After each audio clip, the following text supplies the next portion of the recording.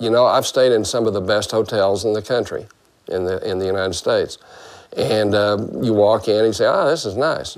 I've stayed in a lot of these hotels on the tour, and when you look back a few years later, I can't remember the five-star hotels, which was which, but I remember these hotels because of the charm. The hotels on this tour were great, always well kept, fabulous staff, always clean.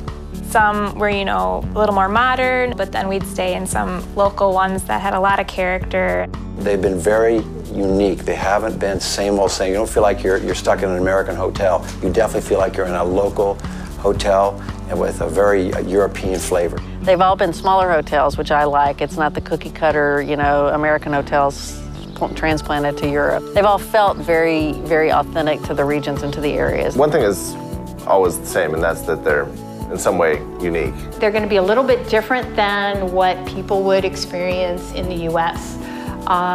Sometimes they're going to have stairs, sometimes they're going to have really small elevators. I like that they're not super commercialized, they're really kind of intimate, so the staff is really friendly. They give you a feeling of a private home, which is very, very nice.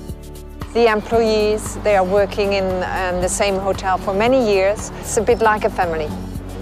For the most part, they're always going to be central. We really place an emphasis on that, being well located, close to different sites, but also close to public transportation. They are located in the heart of the area that you want to be in. Just like with real estate, location is the most important thing for a hotel, particularly when you're in a town for 2 days.